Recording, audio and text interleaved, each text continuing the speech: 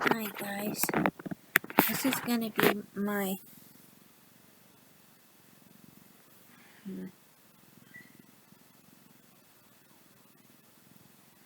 let's do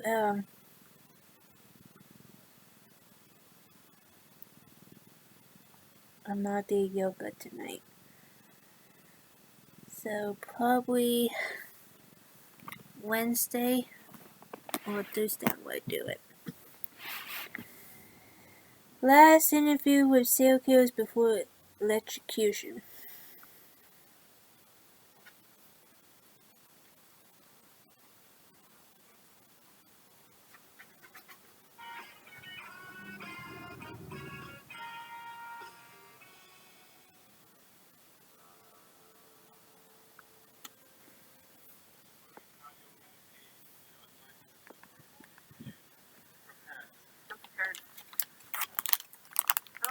I'm alright with it.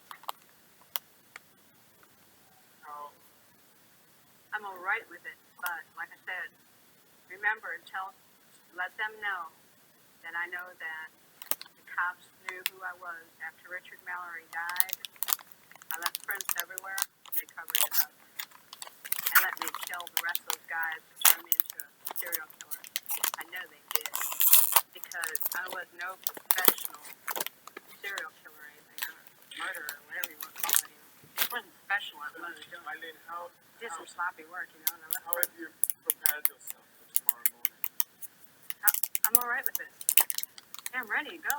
Hey, I was tortured at BCI. They had the intercom on in the room, and they kept lying that it wasn't on, and they were using sonic pressure on my head since 1997. Sonic And every pressure. time I was trying to write something, I think they had some kind of eye in the cell. I'm not sure, but every time I started writing something, it went up higher. So I'm thinking that probably had the TV rigged. The TV or the mirror, something was rigged. They got a huge satellite on the compound. After they put the huge satellite on the compound, it could have been either rigged to the TV set or the mirror or something. Because the electrician, when he put the mirror on the wall, he said, "Doesn't that look like a computer?" The back of it, and he stuck it to the wall. Do you think did that affect your mind? Do you think? Huh? Did that affect your mind in some way? It was crushing my head, and they were using sonic pressure continually. Then when I had 3 meetings with Miss Villacorta on it, every meeting I had, she increased the pressure of the volume of the comm, increased the harassment on the floor, increased the trays being inedible, just increased every bit of my complaints and trashed all grievances. They were trying to make it look like I was crazy at all times, rig up the room with torture. If I said anything about I think their whole plan was trying to make it look like I was totally crazy, and so nobody would believe anything I had to say about anything, and then drive me there if they could. I suffered so bad. I was really struggling to survive. Had a lot of trays that were attempted murder and everything. I had to wash all my food off. And then one day I didn't wash my food off, and I was sick for 3 weeks, almost died. But you're okay now. I'm okay. I'm okay. God is going to be there. Jesus Christ is going to be there. All the angels and everything. And, whatever's on the beyond, I think it's going to be more like Star Trek, beaming me up into a space vehicle, man. Then I move on to recolonize to another planet or whatever. But whatever's beyond, I know it's going to be good because I didn't do anything as wrong as they said. I did the right thing. And I saved love. Get hurt, break, and kill things. So are you saying that you killed in self-defense or in cold blood? You changed your story. I'm just trying to... What are you talking about? Change the story on what? About whether it was self-defense or not. I'm not going to say it. I'm not going to get into depth about my cases, Nick. I'm on my way to the chamber. Doesn't stop that. You can believe it or you don't have to believe it. That's up to you, man. Put a big question mark on your film. What more is there to say about the cops? What more do you want to say about the cops? A lot of stuff. Did you know that they were surveilling me before I killed? And then I knew it? And that it was covered up? Did you know there was helicopters dropping down from the sky? Deputy sheriff with decoys picking me up? 4 or 5 months before my arrest. It was covered up. But nonetheless, Nobody ever asked me whether these the questions. cops were following you or not, Oh, women cops are following me or not, Eileen, okay, what?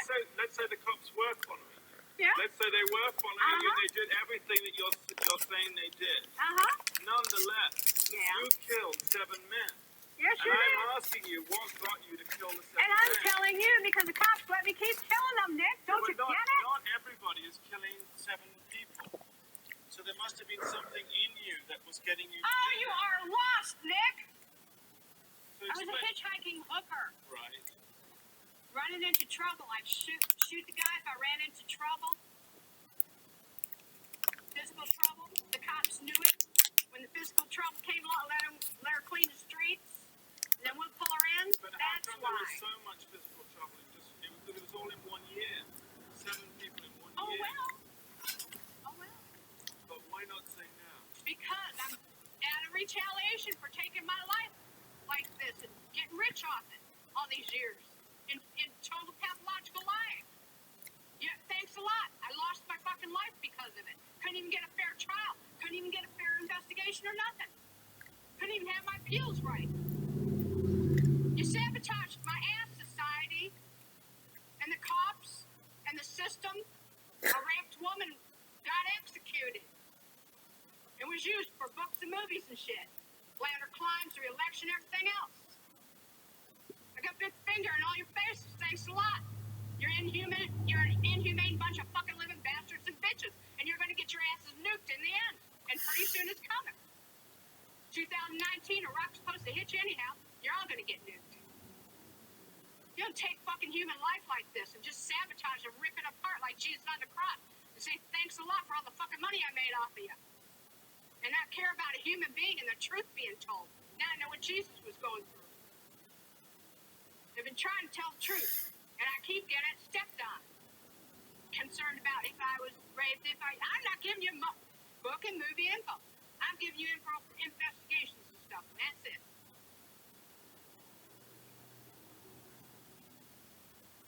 We're gonna have to cut this interview, Nick. I'm not going to go into any more detail. I'm leaving. I'm glad. Thanks a lot, society, for railroading my ass.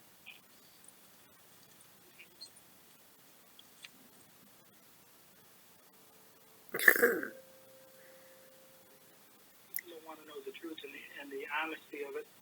If they want to be convinced or brainwashed into what they believe, then fine, then go ahead and kill me. But vengeance is mine, saith the Lord, because you will have executed somebody that didn't commit the crime. Describes himself as a father. Loving and caring. I've always looked after my children, even now. What kind of values you remember imparting to them? The kind of Were values? you strict with them too? No, not as strict as, no. A lot of things that my dad did, I refuse to do, because I don't believe in hitting children. I don't believe in... Like me, I would never hit my kids. I'm not like that. My values are... I'm not like other parents who smack them. Or, You couldn't believe in hitting. Well, anybody that knows, you see, first of all, you're basing this garbage on what you've heard of. What happened to what happened in the book of his case? Where was he picked up? And, how did he get to the house? And what happened with him? I don't want to go into real. The 5 that I know about, just take it that I did. Buckovich is not one that I killed, so I don't know nothing about it. There's a little bit that I know about him. He said he was an employee of mine. When you look about this recall business, and I'm not a prosecutor, John. I know you're not. Wait a minute. It's not one that you killed, which suggests that maybe that there were others that you did kill. No. Okay, I'm sorry if I led you to believe. No, strike it then. That is wrong. To me, clowning was a way of relaxation for me. You regressed into childhood. You were able to relax, and you could be goofy if you wanted to, and still you had the facade of your face being covered. The clown suit hid his face and his evil crimes as well. Even today, on death row, he's painting portraits of himself as a clown. The 33 Flavors clown. And the convicted killer of 33 can't help but chuckle at the irony. I used to do clowning, and I don't know if you want to mention the name, for an ice cream company in Chicago, who had 33 flavors. I used to, I'm serious, Bristol Ice Cream Company. I was their contractor and I was also their clown. And Pogo the Clown was the clowning that I did for charity hospital work for the Democratic Party. And Pogo the Clown is originally. Pogo comes from being Polish and on the go all the time. So it's Pogo. Ah, On the that's go for what that Democrat is means. Norwood Park Committeeman. A visit with Rosalind Carter, the First Lady. And during guess the what? Carter I administration. am Gacy right here is hiding Polish back. too. There are bodies buried under his house. He's the great deceiver. I always felt that service community and community service to others, you know, in my religious background, I felt if you serve other people, it'll come back to serve you. You know, I've always believed that way with generosity. So if he looks for good and he's generous, why did he kill 33 people? Nobody knows, but the psychiatrists talk about how obsessive and meticulous he is, enough to kill repeatedly and to stack his victims in a careful and ordered manner, like cordwood under his house. Even now, he's obsessed and meticulous with his life. What's your life like? Day to day. I live it day to day. If you want to know what my life is like, I log it every day. For the last 12 years, all you got to do is ask. I can tell you everything. I can tell you it's the first meal they served me here because I do it daily. What do you do? Every phone call, everything that I do, every time Dude. I'm is logged. Every movement that I make is in the book here. And he and his lawyers have a log on his victims, too. Everything they did before they were killed. You know, when I tell you I've got Why? background information on it, we took each one of them by, we took each one of the victims, and this is by their names or by their indictment numbers. And what we did with each one of them, we did profile sheets on it. We wanted to know what this kid was into, what his background was. Chicago psychiatrist Daniel Johanna of Northwestern University spent a few hours this week screening the interview. He's very attentive to all details, and so he's sort of, that's the way that he operates, and that's how. So he would memorize all the victims he killed? One thing John Wayne Gacy could not plan was the way he got that way. My dad was domineering in the fact he had a different set of values, but also very stern individual. My dad drank a lot. When he drank a lot, yeah, he was abusive to my mother and to me. But I never swung at my dad because I loved him for what he stood for. Maybe that's where it began to go wrong for John Gacy. He doesn't know, nor do they seem to care. He loses himself in his paintings. Why the skeleton?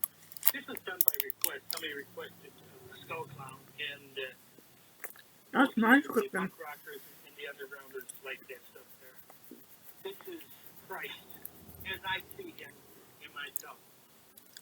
And it's monolithic because Christ, to me, is monolithic. He's all things to all people. This here is the High Ho series, and that is self-explanatory. It's the Seven Dwarfs.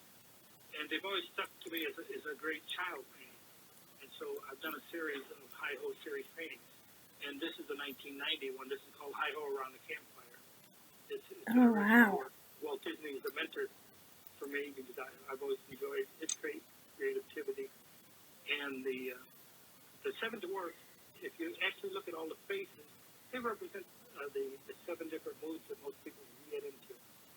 Moods are important to John Gacy. He has so many of them himself. Angry ones, mostly toward his father and his victims, and especially, it seems, toward the victims' families, who are constantly reminding him of his crimes. That one mother that gets on television all the time who thinks I should be given 33 injections. I think she ought to take 33 Valium and go lay down. She was on Geraldo show and all these other shows talking to Maori, her Marine son. Her Marine son, if her Marine son was so great, what the hell did he run away from? Ted Bundy. I don't pretend that I know what John Q. Citizen thinks about this. But I've lived in prison for a long time now. And I've met a lot of men who were motivated to commit violence just like me. And without exception, every one of them was deeply involved in pornography, without question, without exception, deeply influenced and consumed by an addiction to pornography. There's no question about it. The FBI's own study on serial homicide shows that the most common interest among serial killers is pornography. That's true. And it's real. It's true. Ted, what would your life have been like without that influence?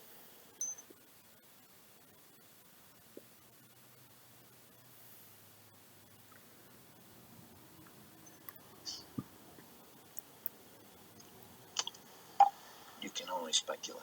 Yeah. Well, I know it would have been far better, not just for me, and it's, excuse me for being so self-centered here. It would have been a lot better for me and lots of other people. I know that I had lots of other innocent people, victims and families. It would have been a lot better. There's no question, but it would have been a fuller life. Certainly a life that would not have involved, I'm absolutely certain, would not have involved this kind of violence that I have committed. I'm sure, Ted, if I were able to ask you the questions that are being asked out there, one of the most important as you come down to perhaps your final hours, are you thinking about all those victims out there and their families who are so wounded, years later, their lives have not returned to normal. They will never return to normal. Absolutely. Are you carrying that load that way? Is the remorse there? Again, I know that people will accuse me of being self-serving, but we're beyond that now. I mean, I'm just telling you how I feel. But through God's help, I have been able to come to the point where much too late, but better late than never, feel the hurt and the pain that I am responsible for. Yes, absolutely. In the past few days, myself and a number of investigators have been talking about unsolved cases, murders that I was involved in. And it's hard to talk about all these years later because it revives in me all those terrible feelings and those thoughts that I have I had this for you so long. steadfastly and diligently dealt with, I think successfully, with the love of God. And yet it's reopened that, and I felt the pain, and I felt the horror again of all that. And I can only hope that those who I have harmed, those who I've caused so much grief, even if they don't believe my expression of sorrow and remorse, will believe what I'm saying now, that there is loose in their towns and their communities people like me today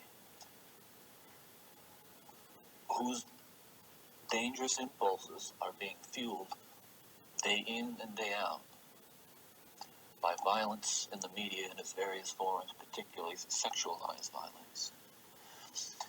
And what scares me, and let's come into the present now, because what I'm talking about happened 30 years ago, that is, in my formative stages. And what scares and appalls me, Dr. Dobson, is when I see what's on cable TV, some of the movies, some of the violence in the movies that come into homes today with stuff that they wouldn't show in X-rated adult theaters 30 years ago. This stuff, The slasher movies that you're talking about.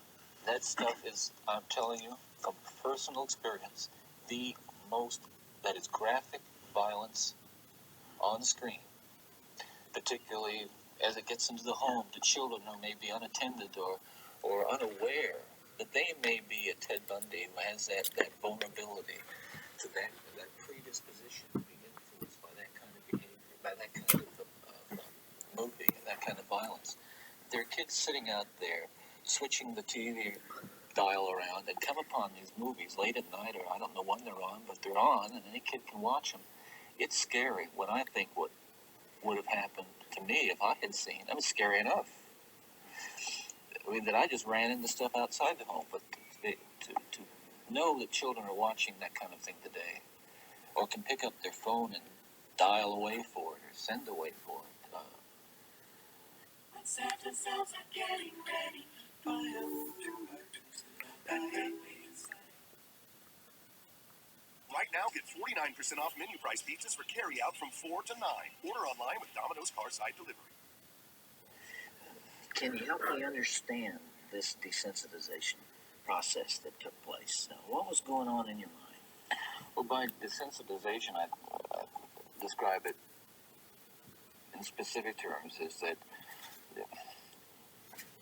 each time I'd harm someone, each time I'd kill someone, there'd be an enormous amount, especially at first, enormous amount of horror, guilt, remorse afterwards.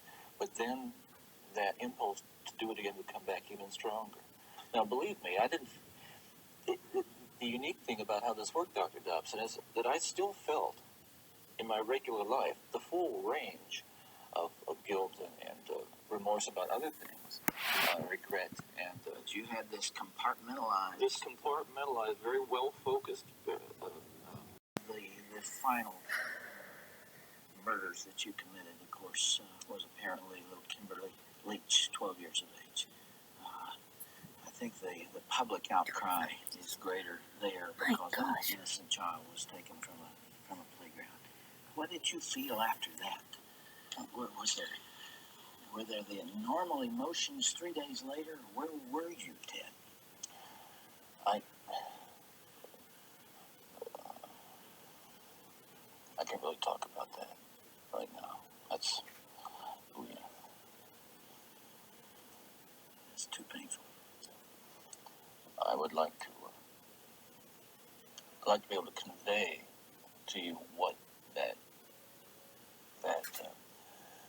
experience is like, but I can't. I won't be able to talk about that. Okay.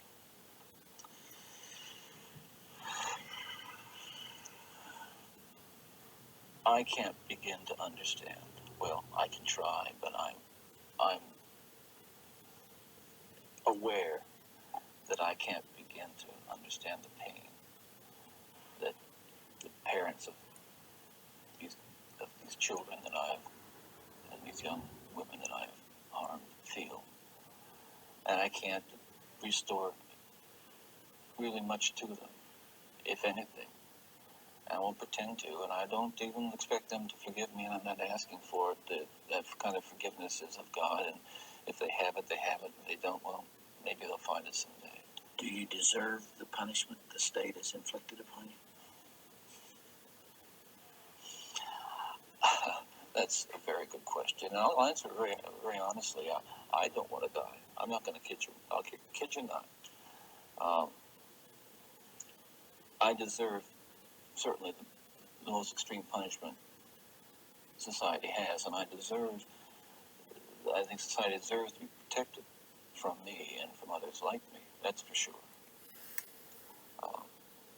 I think what I hope will come of our discussion is I think society deserves to be protected from itself, because as we've been talking, there are forces at loose in this country, particularly again this kind of violent pornography, where on the one hand, well-meaning, decent people will condemn behavior of a Ted Bundy while they're walking past a magazine rack full of the very kinds of things that send young kids down the road to be Ted Bundys. That's the irony.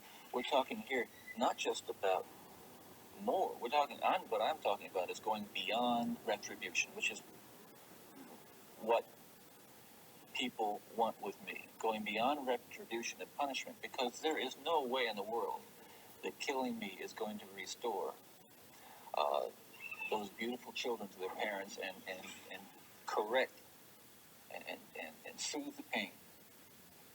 But I'll tell you, there are lots of other kids playing in streets around this country today who are going to be Man, dead he never shut up, huh? tomorrow and the next day and the next day and next month, because other young people are reading the kinds of things and seeing the kinds of things that are available in the media today. Ted, as you would imagine, there's tremendous cynicism about you on the outside, and I suppose for good reason. I'm not sure that there's anything that you could say that people would believe. Some people would believe. Yeah. And yet, you told me last night, and I have heard this through our mutual friend John Tanner, that you have have accepted the forgiveness of Jesus Christ and are a follower and a believer in Him? Do you draw strength from that as you approach these final hours?